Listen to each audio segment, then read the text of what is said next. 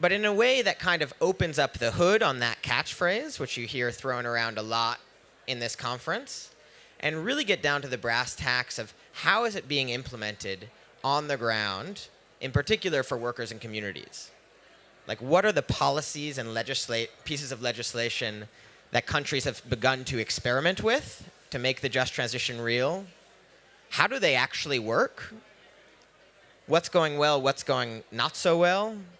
And what does this all mean for the negotiations we're engaged in here at COP29 and next year at COP30? So, joined today by an extremely distinguished panel of comrades from around the world. First, we have Alison Goodwin, who I have the pleasure of meeting with probably on a weekly basis in Australia, who's the head of research and policy for the Australian Mining and Energy Union. That is really one of the, for a coal mining union, has really been on the front foot in terms of climate policy, in terms of just transition policy, and have begun thinking and advocating around this issue 10 years ago, when it was not sexy, when nobody else was talking about it. So, welcome to Alison. We've got Boitumelo Molete, who is the Social Development Policy Coordinator and the co-lead on climate change and just transition for the Congress of South African Trade Unions, so our sister body in South Africa. She has also been appointed by President Cyril Ramaphosa to the Presidential Climate Commission, so she is really engaged in these conversations at the highest possible level in South Africa. We have Alex Callahan, who is the National Director of Health, Safety and Environment. Just a narrow remit there for the Canadian Labour Congress, again, our sister organization in Canada. And before that, he was a longtime political staffer, I believe in the Ontario legislature. Yeah, provincial legislature. And then finally, last but not least, we're extremely delighted to be joined by him, and he'll be speaking through translation today, is Germán Mantilla, who is the National Secretary of Sintra Elecol, which is the energy union in Colombia. And he also sits on the government commission on the future of coal in Colombia. So again, 4 panelists who are engaged in implementing this at the very highest level in 4 different countries around the world, and we're going to hear from them today. So, well, first of all, a round of applause for these amazing panelists. Appreciate that. Cool. And so I think we'll start off with the very basics. I wanted to go down the line here and ask everyone, let's say in 3 minutes, to describe as concretely as possible how do your respective national just transition policies or systems work? Like, what are the implementation details? And I'll start with Alison. Thank you. So after quite a few years of advocacy, we this year in September had the passage of the Net Zero Economy Authority Bill, which has established an independent authority with a very specific objective to support coal workers or energy workers and their communities through the transition. And so there's really, I guess, two twin goals, and they both, success relies on both, really. So first of all, coordinating investment across the government's various climate programs and funds into coal regions to help them to diversify their economies. In Australia, our energy regions are almost uniquely remote from bigger industrial centres and not especially complex economically. So that's really important to build the jobs of the future, given how reliant they are on coal-fired power stations at the moment. And then the part that's very interesting to me is the establishment of an energy industry jobs plan. This is a very concrete kind of legislative program that provides real tools to redeploy workers. It places actual obligations on their employers at coal power stations, or if they're contractors, their employers. Also, if they're in coal mines that supply exclusively to domestic power generation.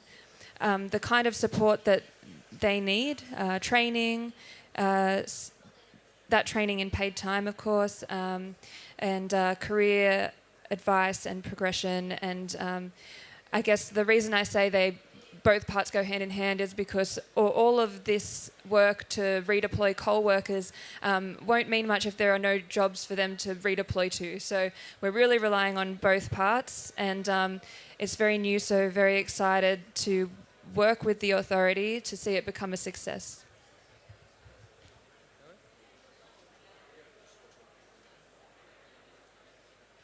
Thank you very much. I think just in relation to the South African efforts to realize a just transition, firstly is to acknowledge that at the level of government, so I'm going to speak about two processes here. So there's a level of government. We have what we call the climate change bill. It was signed by the president in July 2024. It went through the processes of it being negotiated at the National Social Dialogue Body, NEDLAC, where there is engagement on legislation from business, labor, communities, as well as government.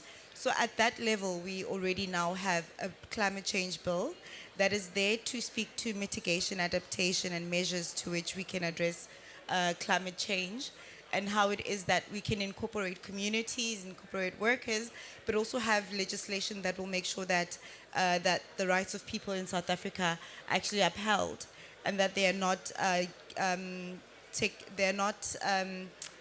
being taken through an unjust transition. That is at the level of government. I think another very important part in the level of governments in the South African transition is to acknowledge that in 2020, the president, like you indicated, Cyril Ramaphosa, appointed the Presidential Climate Commission, where he had various people from various stakeholders identified and appointed onto this commission to be able to speak to issues of just transition and climate change in South Africa. What the Presidential Climate Commission is doing right now, or has done, is establish a just transition framework for South Africa. This is a framework that basically was able to consolidate all of South Africa's key stakeholders' plans on just transition, ambitions on just transition, and we're able to be to have one consolidated national framework where we are aspiring to implement a just and equitable transition that leaves no one behind. We also, through the Presidential Climate Commission, have been able to engage in the international discourse of just transition and climate change. We've done that quite well. The Presidential Climate Commission also has a secretariat that is assisting us in terms of the research that goes into the South African just transition, the measures in which we can take from a scientific level, but also what we're trying to incorporate is the social aspect of the transition through the Presidential Climate Commission and its engagements. I think on the level of the trade union, the Congress of South African Trade Unions, which is the union that I work for, the biggest federation in South Africa, has been able to establish climate change policy document. This was adopted in our Congress. And just on the level of workers is that Congress is the highest decision-making body of the federation. So at the level of the federation, we have the climate change policy. We also have, through 2022 Congress, adopted the Just Transition Blueprint for Workers, which speaks about potential pathways for workers to transition into from three sectors. We have mining, transport, and agriculture. So we've already tried to create a framework in which workers can see themselves getting into from the union's perspective. We have recently developed toolkits for workers on the just transition. This is focusing on gender, young workers, as well as educators and organizers. I think what I'm trying to showcase here is that when there are national processes that are taking place, the union is also trying to get on par with the national discussion, not only by chanting and speaking about a just and inclusive transition, but going back and making sure that we are actually capacitating our workers to be able to articulate what a transition means for them, and capacitating our workers to be able to sit at these bigger platforms and lobby for themselves for a transition that is going to be able to be responsive to their needs and to their future plans in the low carbon economy. So the preparation for workers is not only about us being able to have solidarity, but capacitating ourselves in the discussion and also making sure that we have a bargaining tool when we go at the table. Thanks very much. Boy, 3 minutes on that. That's a tough brief, Dan. I see a lot of people doing whisper interpretation, so if I talk too fast, give me a wave and I will slow down, I promise. Because I have a tendency to, oh, there we go. We have our first one. You have a winner. So let me talk a little bit about, I'm going to talk about something called the Sustainable Jobs Act, and then I'm going to tell you a little bit about what it is and set it in some context. So we passed a piece of legislation in Canada called the Sustainable Jobs Act last June. It was introduced the June previous. And between when it was introduced and when it was passed, labor unions lobbied very, very, very heavily. I see people in this room with whom I sat in a lot of meetings with department staff, with minister's office staff to get some really important changes into that legislation. Because the way it was introduced was it needed teeth. And it really needed some pieces that spoke to decent work. So what the Sustainable Jobs Act does, it does three things. It says this is what a sustainable jobs is. I'm going to come back to that. It sets up a partnership council, which is essentially a body for social dialogue, and it requires a 5-year plan, which is really important, and I'm going to come back to that again in a moment. So the first thing with sustainable jobs is it sets a definition that I think we were not unhappy with, which is jobs that are in line with net zero, but also meet decent work standards. So this is the ILO concept of decent work. It talks about social dialogue, talks about social protection, and it even talks about trade unions, which is really unusual in the Canadian context. There's sometimes this view that Canada is this, wonderful progressive wonderland, and in fact, we have our work cut out for us. We got a lot of work still to do in Canada. So that definition was very important. That was not in this legislation when it was first tabled. There was no definition of sustainable jobs. So trade unions lobbied extremely, extremely hard for that decent work component. The next thing it does is it does set up a partnership council. So this is a 13-member body. There's 4 trade union members, 4 employer side members, 3 Indigenous representatives. So this is a really important value in Canada as part of the work we want to do around reconciliation with our Indigenous people. It also has 1 environmental NGO and 1 expert. So this is going to do ongoing consultations. There are folks here who I know are, the Canadian Labour Congress, other unions are looking for seats on that board, and we're hoping to have those appointed by the end of the calendar year. So the clock is ticking, friends, and then it requires a 5-year plan for jobs, and that is really important because Canada tabled emissions reductions legislation a number of years ago, and it sets emissions reductions plans, we call them ERPs, that run on a 5-year cycle. It's like, weather, I don't know if this translates to other countries, but traffic and weather together on the 5s. We have emissions reductions plans on the 5. So on the decade and the 5-year, the decade, the 5-year, and now we have a similar timeline for jobs plans to meet that. Because really we had a plan for what our targets were going to be, but it really said nothing about the economy. And I'm glad Alison and Bochimelo both talked about the work that comes next, because I think that is going to be the next fundamental challenge that we have, which is that what happens next? What happens to energy generation? What happens to our heavy industry? What happens to our manufacturing sector in terms of making sure that people have a place to go? Because we've had a lot of government saying these are the things we don't want to do. And we want to answer the question, okay, what do we want to do? How do we make sure workers have the skills to do that work? And how do we make sure those are good jobs? And I can answer that second question. It's with a union card in your pocket, but we need to have the regulatory and incentives in place that make that a reality. I'm happy to talk a little bit more about some of the other stuff that's going on, Dan, but I don't want to take up too much time now.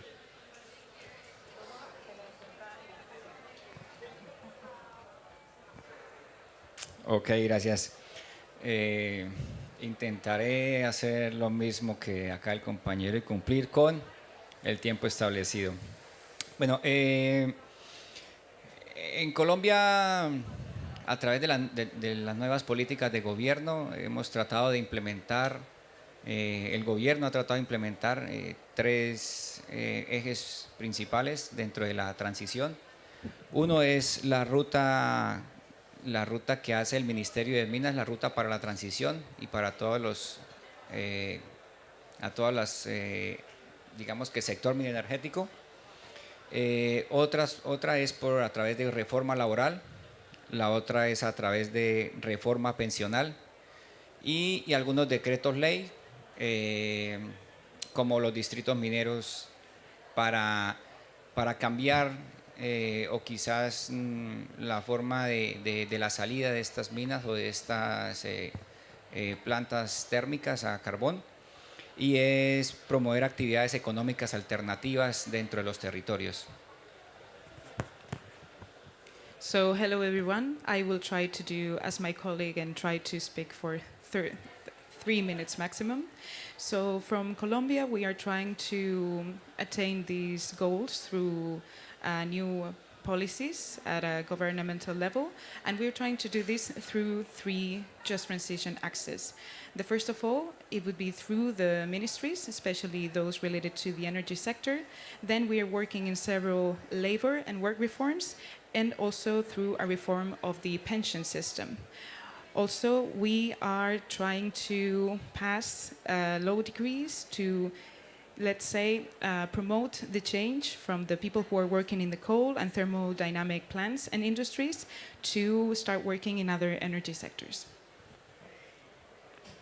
Bien, para esto los trabajadores, dentro de algunas estrategias que nos hemos planteado, para nosotros es dentro del sector minero energético en Colombia, es decir, carbón, petróleo, gas y energía. Los sindicatos de estos 3 sectores hemos creado un centro de investigación muy importante para nosotros en Colombia, pero también innovador dentro de lo que respecta a Colombia y de los trabajadores, y es poder apostar dentro de lo que nosotros técnicamente podamos apoyar al Estado o apoyar al gobierno dentro de estas nuevas políticas. Lógicamente con este nuevo gobierno, bueno, nuevo hace 2 años, pero también pensando en lo que acaba de decir el compañero, y es que nos queda poco tiempo también para poder seguir en esa implementación. Dentro de este centro de investigación también estamos agrupados junto con otras entidades del público en general, otras ONGs y algunos compañeros ambientalistas, donde podemos generar políticas desde fuera de gobierno para poder quizás aconsejar o recomendar al Estado con algunas acciones que desde el ejercicio, digamos, público, los trabajadores y el resto de que nos acompañan en este consejo, poder apoyar estos espacios y estas, digamos, delegaciones de gobierno.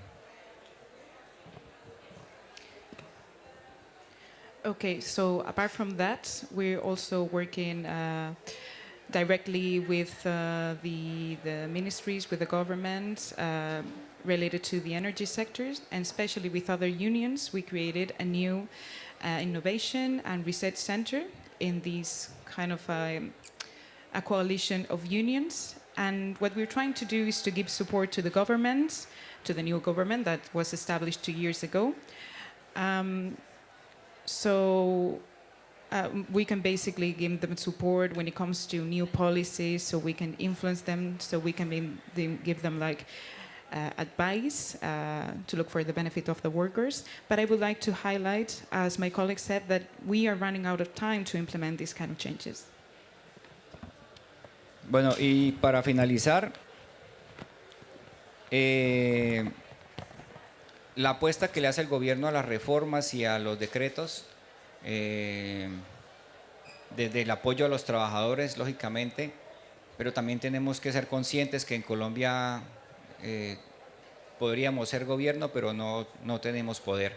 Entonces es muy difícil lo que tú comentabas, no, la compañera creo que comentaba, y es que para nosotros, no, si lo comentaste tú, para nosotros, al no tener el poder, hay mucha influencia de las grandes corporaciones para que esto que el gobierno está queriendo implementar en Colombia no se pueda cumplir. Y entonces es muy difícil para nosotros los trabajadores, pero bueno, la lucha continúa.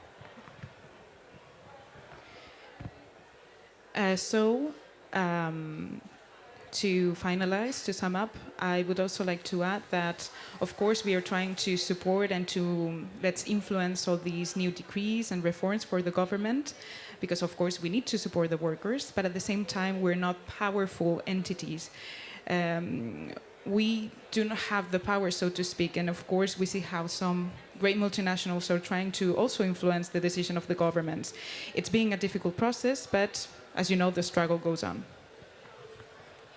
Thanks thanks so much, Germán. Muchas gracias, and to everybody on this panel. So I just wanted to pull out, we've got 4 quite different models from 4 different countries around the world, but I definitely, in listening to your comments, found some common threads. So first is the creation of some sort of body, some sort of council at the national level that has unions at the table, along with community, along with indigenous peoples in the case of Australia and Canada, and probably alongside employers. Is that correct to say, Alex and Boitumelo? Government's setting up some sort of council that is steering the ship on the transition and actually trying to think proactively both about how do you support workers that are currently in high carbon industries and those communities dependent on them, but also what comes next for those workers and communities. I think the second thing is that council needs to start doing planning, right? It's not a reactive council, it's a proactive council. And then the third element, it seems to me, but I know we have this in Australia. It sounds like the Canadian model might afford this as well. I'd love to hear if you think this is an accurate description of South Africa and Colombia, but it's stringing a new social safety net beneath the workers that are currently employed in high carbon industries. So essentially guaranteeing them that when your industry phases down, which it will need to for us to hit our Paris goals, we've got your back. We're not going to force you to cop all of the downside of that transition, which we've agreed on as a democracy. So yeah, I'm interested to Boitumelo and Germán, if there's anything equivalent on that ground in South Africa and Colombia, new supports for those workers. Sure. I can go. I think it's very important to note that that is a basic for the just transition discussion from a trade unionist, in that what you first put on the table is that while we are not adverse to the fact that the transition is taking place, we're quite aware and we are seeing that the transition is actually in motion in some of our very coal-intensive regions.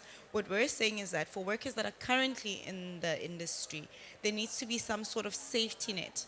And what COSATU has brought to the table, especially through advocating for it at the Presidential Climate Commission, is to ensure that firstly, the employer is able to give us jobs plans. So employers giving us a clear indication of what future they are seeing in the sector, the role of workers, and how best we can ensure that workers are going to be able to be taken along. The first parts that we speak about is the importance of reskilling, upskilling, and skilling workers that are currently in the sector, but ensuring that we're also able to make provisions for workers that are coming into the sector. So we're not only thinking about the future of work, we're thinking of the current, how do we retain that? And for workers that are going to be unable to participate in this low carbon economy, how are we going to be able to make sure that they are protected through social protection?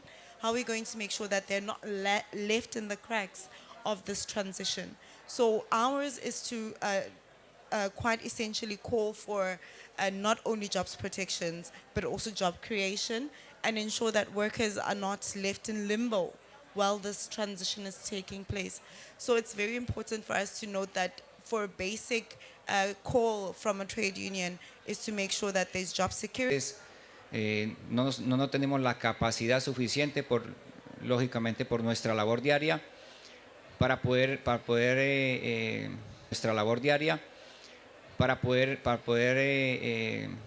digamos que saber cómo estamos organizados a través de estos centros de investigación, pero no organizados sindicalmente, sino organizados desde inclusive la sociedad civil, que está dentro de las cadenas de producción de las empresas.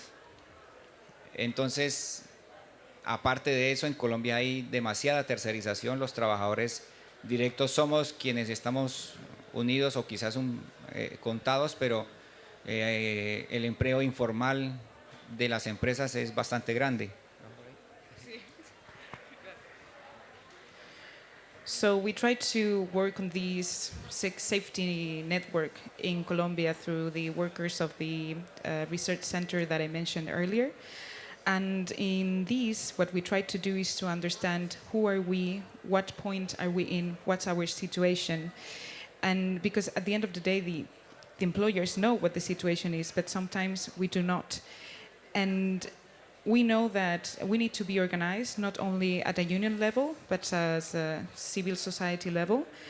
And what is our, let's say, position in the production chain of the enterprises, especially because in Colombia there is a lot of informal work, and we are not as many direct workers or legal workers, we should say, that we should. So I just want to. Finish. Entonces, para esto, a través de del CIPAME, que se llama nuestro centro de investigación, poder proponer precisamente y entender quiénes somos, dónde estamos, para buscar al menos soluciones posteriores o a través del tiempo como dice la compañera, ¿no? En empleos nuevos también, pero también quienes quedan afuera, pero quienes continúan. Y poder seleccionar y poder buscar soluciones a cada grupo de trabajadores, independientemente si es directo o es a través de contratos tercerizados o subcontratados. So to do so is through CIFAME, which is the name of our research center. We try to do proposals, and we try to, as I said, understand who are we, what's our position, to look for solutions for the future, not only for those workers who are going to remain in the energy sectors, also for those who are going to be transitioning to other sectors. We try to look for solutions for them all, whether it's with a direct contract or other modalities of contract. I was going to say, one of the challenges that we have right now is that emissions-intensive work tends to be very well-paid work in Canada relative to a lot of other industries. And so making sure that our social safety net, in our case it's called employment insurance, is actually going to fit those workers. Because if they're going to take, a haircut of 50% of their wages, it's going to be awfully hard to make the mortgage payments while they're retraining. So there is an added element here in our I shouldn't say an element in our context is that we need to make sure that the social safety net is actually meeting the needs of workers in these emissions-intensive sectors, which is not necessarily the average. It tends to be more union dense, and it tends to be well paid. I think similar to you, Alex, it's very important to note that even in South Africa, these jobs are very good paying jobs, firstly, and they are extensively unionized. The most unionized sector in South Africa. So moving workers from a sector that is very protected, that is well paying with decent benefits, is something that we need to consider. We're not moving workers that have been precarious in any way.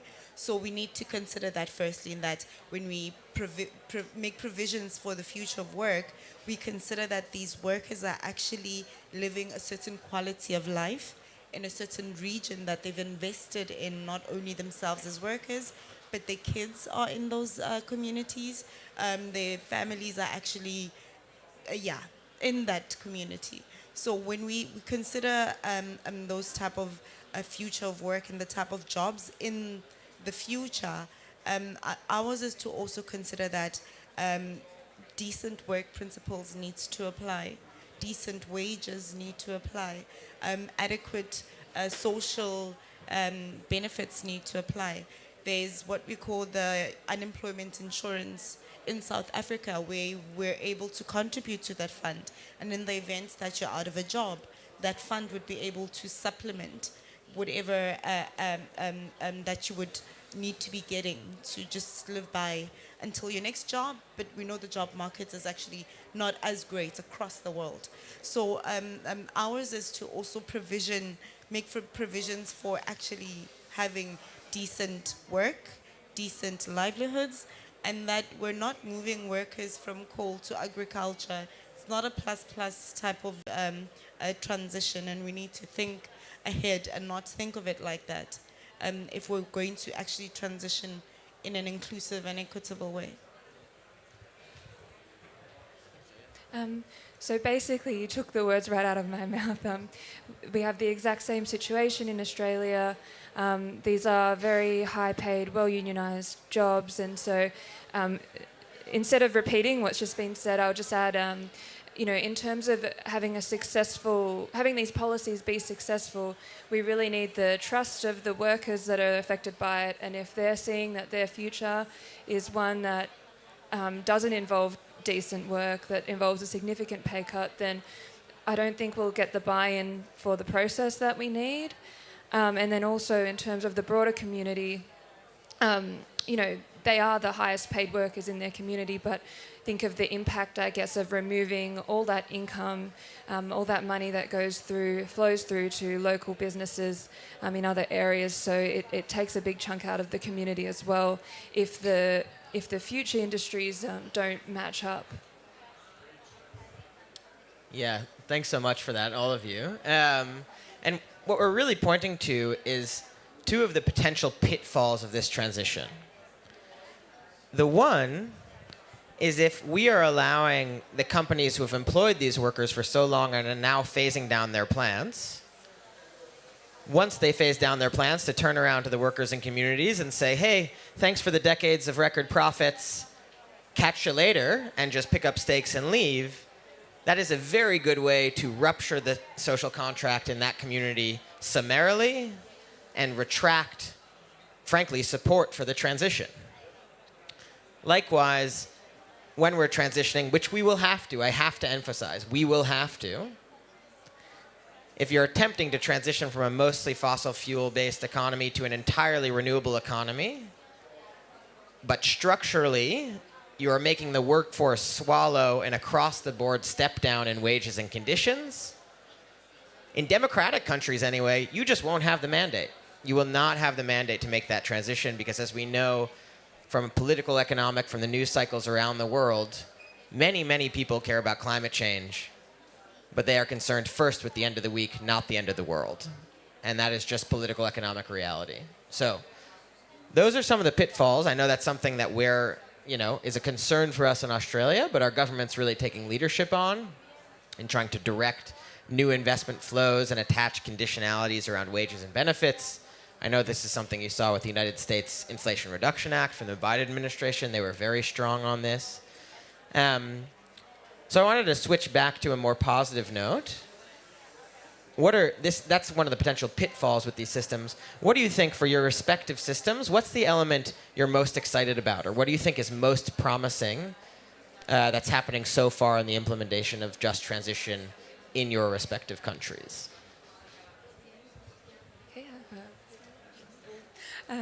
I'll just start quickly. I think for me, the breakthrough with the Net Zero Economy Authority is the creation of a pathway. I think for a number of years with the patchwork of kind of initiatives we've had at company and regional level, on the one side there's been support for workers, support to retrain, at varying levels of, I guess, generosity, that support. And on the other side, some investment, but no real pathway between the two. At the end of the day, my union represents the coal workforce, and so those members are the ones that we're advocating for, and we want to see them be able to take the step. And so I very much appreciate, I guess, the somewhat complex but very detailed legislative provisions that really enable and imagine a path for redeployment and link the two sides of just transition together, I would say. I think the most exciting part for me is that, South Africa has been able to be at the international landscape and bring forward a South Africa position when it comes to the just transition through the just transition framework that South Africa has adopted at parliament level. And that on its own shows that we're able to work together as various stakeholders to speak to one just transition agenda of South Africa. And I think looking at the current phases of the JPs, the current finance mechanisms that are actually being introduced to South Africa, what we have done domestically is try to engage these. And I think what we've come to the consensus of is that, I mean, well, we understand that through the Paris Agreement provisions that the Global North should assist the Global South to transition. What we're also saying is that domestically we are finding the need for us to be more on the ball and not rely on foreign donor funding more for this transition. So it's now become a South African agenda. And workers across the board are now able to speak to what this means. Well, I mean, like I said, the JPs are still very much interrogated and people are trying to understand what it means in terms of climate finance. The basic understanding here is for us knowing that we need to transition, but we want to do it in the terms of South Africans and in terms that will also benefit the South African worker, community member, and just basically be able to have a sustainable country with affordable energy.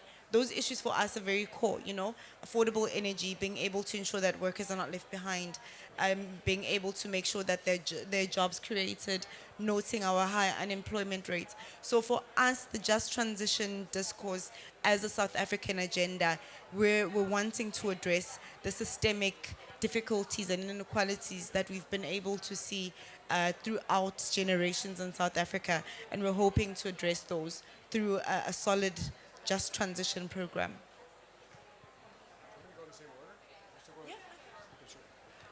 So what am I most hopeful about? I mean, I would say that we're actually sort of at a bit of a nexus moment, and we have a lot of potential in front of us, but we haven't realized the majority of it yet. There's a couple of small exceptions to that, I would say, where our government has come to the table either with regulatory practices or frankly with the checkbook that give me a bit of hope. So something that I spoke with Dan about here at the Australian Pavilion last year was we had just had a series of clean economy investment tax credits passed, and they're mostly enforced now. And so these were incentive programs for a series of sort of clean economy areas. But for the first time in Canada, they had labor standards attached to them. So I don't know if there's any Americans here, but this will be like, labor standards attached to these sorts of things. Oh, in other news, the sun rose this morning because prevailing wage goes back to the Great Depression in the States. We've never had that in Canada. And it remains to be seen. We don't think the delta is necessarily big enough in terms of the amount of the tax credit that's attached to meeting the labor standards, but we will see. And the way this works is that in order for an employer to get the full value of the credit for investing in these new sectors, so it's clean electricity, hydrogen, carbon capture, clean manufacturing, they have to pay the equivalent of the prevailing wage on their construction. And basically, what that means is you either have to have workers with a collective agreement, or they have to be paying the same amount as the multi-employer collective agreement for that work that's happening in Canada at that time. So, I say all of that to say this: our government has seemed to kind of come around on the idea that attaching labor conditions is a thing that they can do, and so we want to see that attached to just about everything under the sun.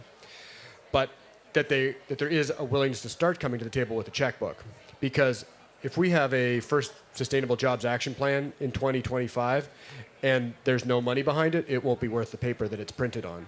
At the end of the day, we're going to need regulatory changes, and we're going to need money behind this thing. And the order of magnitude is going to have to be very, very big. It's going to have to be a lot bigger than what's happened in the past with previous transitions. And so I'm hopeful that they seem to have realized that. But as I say, I think we are at a nexus point where things we could really trend in a positive direction, or because of the political reality that we're in, Canada is staring down the potential for an election in the next 6 months. We could see some real changes, and they won't necessarily be good.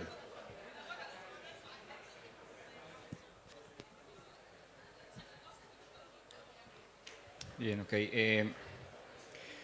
Bueno, en Colombia los trabajadores lógicamente que estamos de acuerdo y estamos, digamos que contentos o tratando de acomodarnos a estas nuevas políticas. Pero también es cierto decir que si no hubiese sido que este gobierno que llegó hace 2 años a Colombia fue impulsado por los trabajadores también. Pero no podemos ser ajenos tampoco a que la fuerza es posible o ese discurso bonito que escuchamos a través del presidente, que con mucho esfuerzo lo hace también, nosotros lo apoyamos, pero como lo dije antes, somos gobierno, pero no somos poder. Entonces, a través de eso que nos reconforta, nos alegra que sean estas nuevas políticas, pero nos ayuda o nos hace pensar que también si hubiese sido en otro gobierno, no sé, quizás nosotros como trabajadores si pudiésemos estar ahí también haciendo, inclusive en estos espacios, en la COP.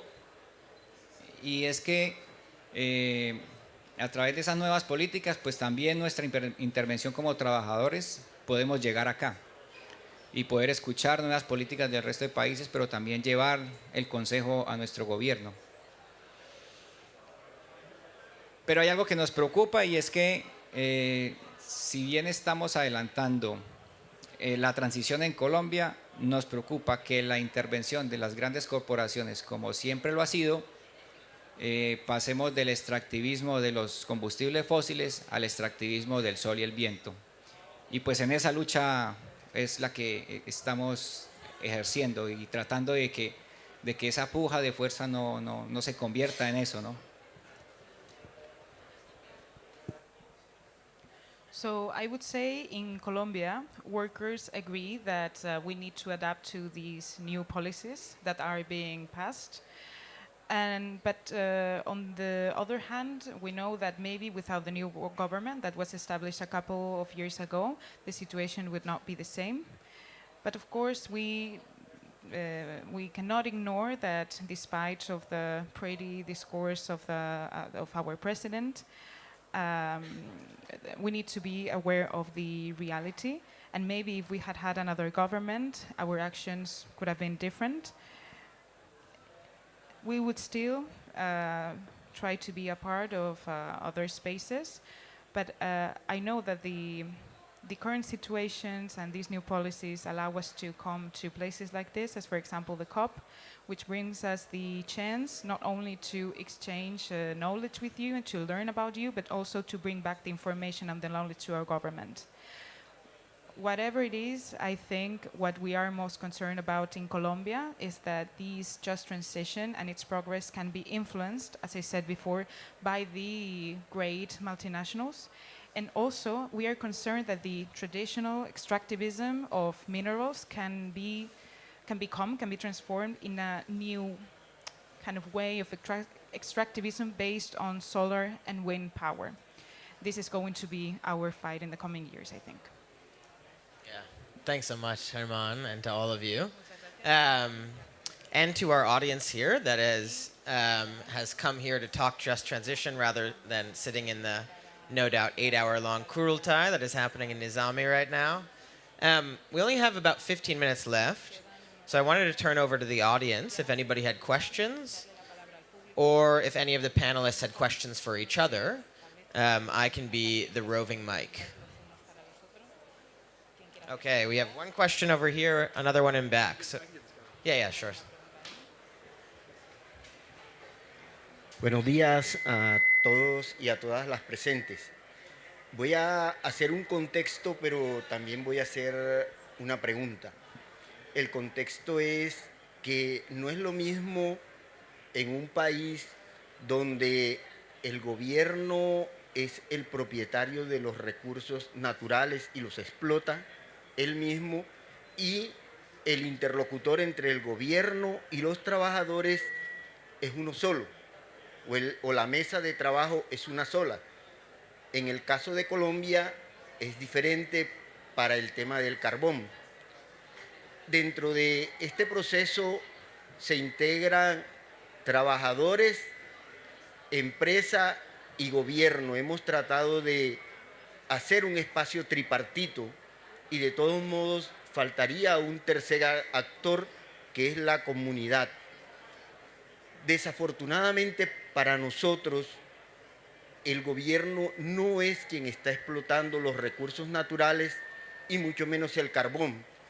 Y en este caso, las multinacionales no nos están acompañando en este proceso. Nos toca obligarlas. Queremos que se haga una política de vinculación, donde las multinacionales se sienten a conversar esta problemática de transición, porque para ellas es fácil. Para las multinacionales, ellas tienen un portafolio muy amplio y su capital y sus máquinas las pueden desplazar a otros sectores fácilmente. Ya nos sucedió en el Cesar con Prodeco, donde la multinacional Glencore tomó sus máquinas, abandonó los títulos y hoy día el territorio está totalmente abandonado a su suerte.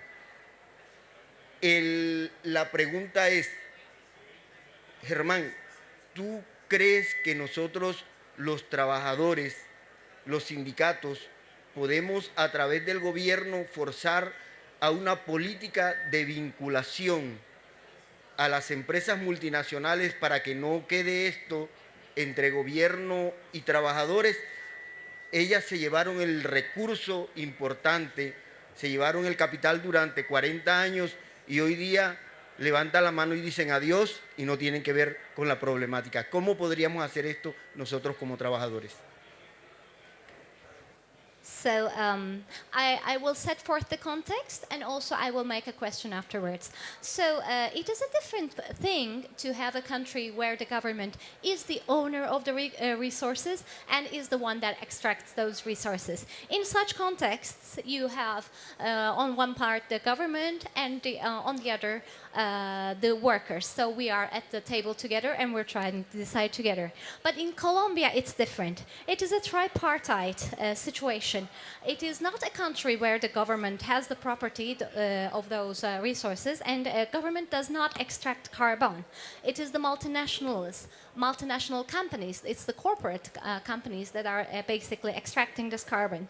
And in this context, it's a tripartite thing between workers, companies and the government. But who is left out? The community is left out. So the voice of the community is not being represented there. And in this case, we have seen many examples of this. For example, the multinationals, the big corporate companies, were basically extracting this carbon. They had the capital for many years.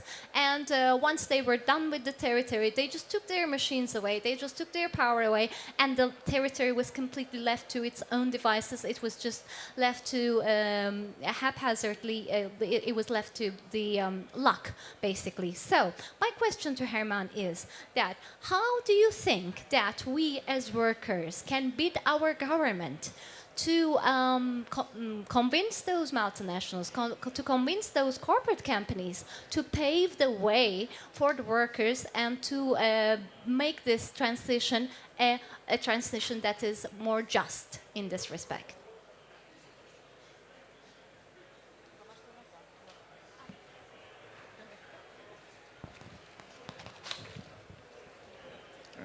Bien, gracias. Digo que era fácil, yo no sé. Bueno, por años la mejor opción que hemos tenido los trabajadores a través de la lucha, ¿no? de la fuerza laboral unida. Pero en este caso pues tenemos la fuerza laboral unida a través de los sindicatos y un gobierno progresista, pero pro transición. Y esta clase de espacios, y anteriormente lo comenté, si no hubiese un cambio de gobierno que nosotros apoyamos, pues creo que también hubiese sido difícil poder llevar la voz de los trabajadores inclusive en estos espacios. Y es un conjunto de cosas, ¿no? La voz de los trabajadores en estos espacios, y esperemos que la voz nuestra como Latinoamérica, estando en Brasil, en el COP30, pueda ser un poco más escuchada. A veces entendemos que tan hacia el norte no nos escuchan, esperemos que estando un poco más al sur pueda ser esa voz más elevada para esta clase de espacios y por supuesto apoyar al pueblo colombiano en la toma de decisiones próximas que van a ser bien difíciles para nosotros también.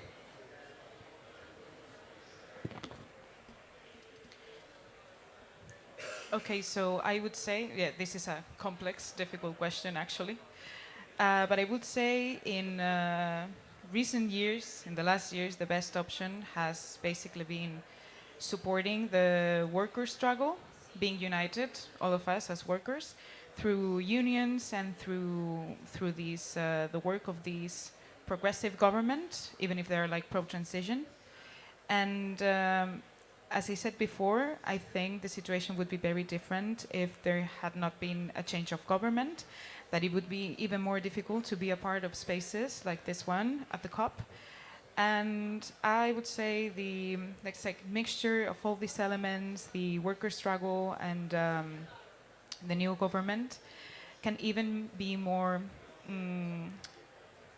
can be used even more in our favor next COP, in the COP30, which will be held in Latin America, where I think our voices will be even more heard, because we usually get the impression that in the North, even if we raise our voices, we are not that heard. So let's hope next year we can raise our voices in the South, and of course we will work to support the Colombian workers in all the decisions we will have to make in the future. Support that. And then I think we had one more question back here. Thank you, Amalia. Good afternoon, everyone. My name is Ibrahim Mampa from Trade Union Congress of Nigeria. My question is to my Canadian comrade. You talked about passing legislations regarding the just transition and the social protection. I just want to ask you to know what impediments did you face or challenges did you face in passing that legislation, and what mechanisms or concept did you use in overcoming them? Thank you.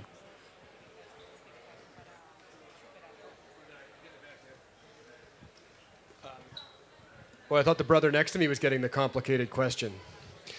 So the history of this in Canada is long. So we've had multiple political parties commit to just transition legislation through multiple election campaigns.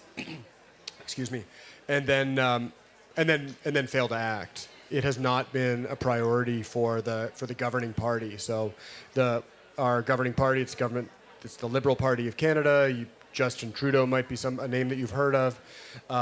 They were not especially interested, frankly, in labor rights. And also in the economic transition side, there was not a lot of interest in talking about what sort of happens next.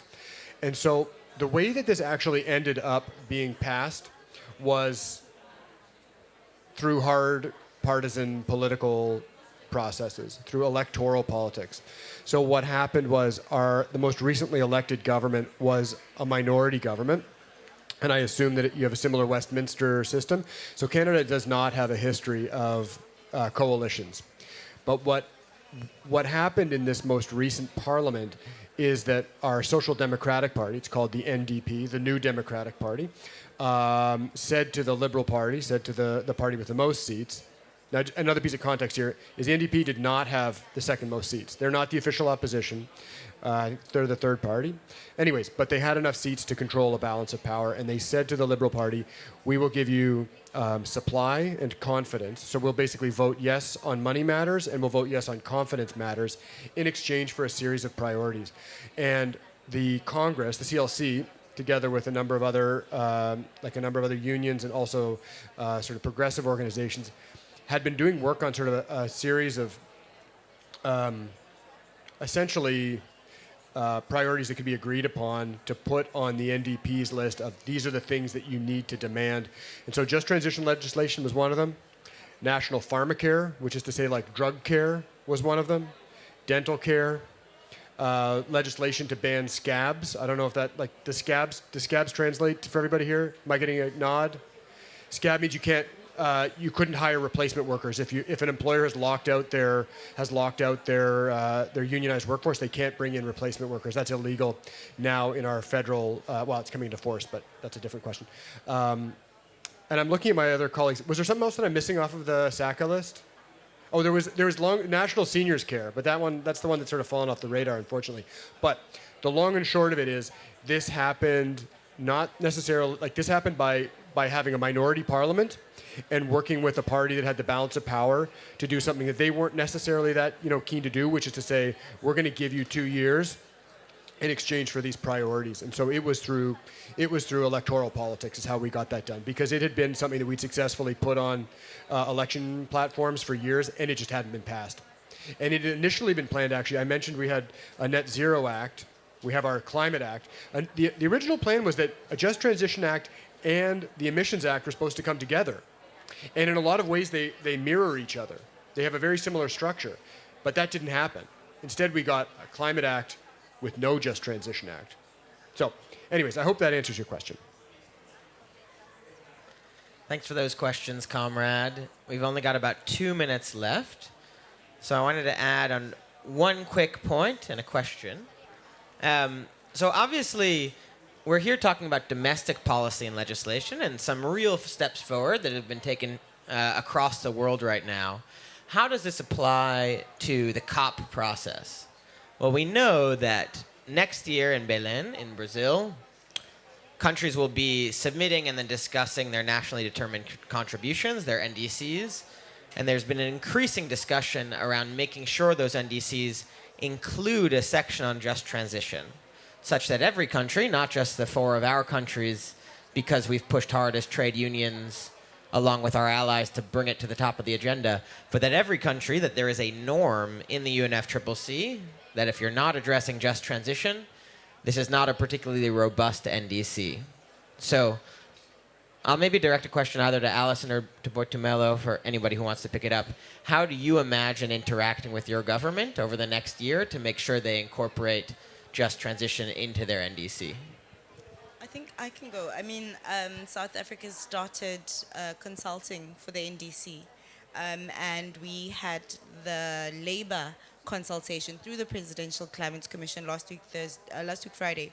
So we're already engaging our government to make sure that the NDC is firstly well consulted with, but also that it does incorporate the issues of just transition. The issues of workers for us should be put at the forefront, and our NDC should be ambitious in that it should be able to encompass all of those prerequisites that we come with as a country. But just to indicate that, I mean, going forward, we will continue to engage through the Presidential Climate Commission, but also bring it to the international landscape through COP, through Bonn as well. And I think that's the one part that we need to also acknowledge, that before we get to the Conference of Parties, there's actually the SB in Bonn, where the technical language is actually being discussed and established there. So we're not only targeting COP, but we're targeting the UNFCCC processes so that we're able to incorporate our domestic demands towards a more bigger discussion. And hopefully through the various negotiators from especially our countries, but through the various negotiators, we're able to have negotiations that are actually people-friendly and consider that, I mean, this is a transition not just from one source of energy to another, but it's an economic transformation that requires us to actually address it in a way that will benefit people in the long run. Yeah, that's exactly the reason why it's so important, because just transitions are about people and about ordinary people, and if we're not including it in what we're doing, then what are we even doing here at all? So I guess, you know, as an individual union, we kind of work through the ACTU a lot on broader engagement in these processes. Earlier this year, our Climate Change Authority in Australia had a submission process to inform the advice it gives to the government on the NDC, and we participated in that process. And I think the thing that I try to highlight, or that we try to highlight in these processes, is not just to pay lip service to these concepts, but to address them in ways that's meaningful. And I think we're short on time, so I'll just highlight one. And you know, we talk a lot about job creation, and I think we try to really emphasize this has to be quality job creation, decent work. You know, we shouldn't be counting the number of jobs. Well, I mean, we should, but we should count the number of jobs and then also think, well, are these providing the kind of lives that that people want in our energy communities, and really recognizing all the work they've done over decades powering our country. So I'll just leave it there, but that's our view on the NDCs and where just transition fits. Cool. Well, thanks so much, everybody. And thanks all of you for coming. If you want to stick around at 3, I don't know how this happened, but I'm doing a double-header panel on household electrification in Australia and what it means for workers, because I'm a masochist. Yeah, really, really welcome the contributions of everybody here. Really a representative panel in terms of trade unions from around the world, and hopefully we see real progress on this issue in the NDCs next time around. Look out to your countries and make sure they're actually taking this issue seriously and that there's text in the NDC on this topic, or else it's not going to happen. Can I just say to everybody folks from parties, you've actually already agreed to this because you've agreed to it at the ILO. And it's up to you to now take the agreement that you've made in the ILO and make that ILO agreement apply here. International Labor Organization, for those watching back home. Anyway, thanks so much. Applause for our panelists. Thanks for coming out.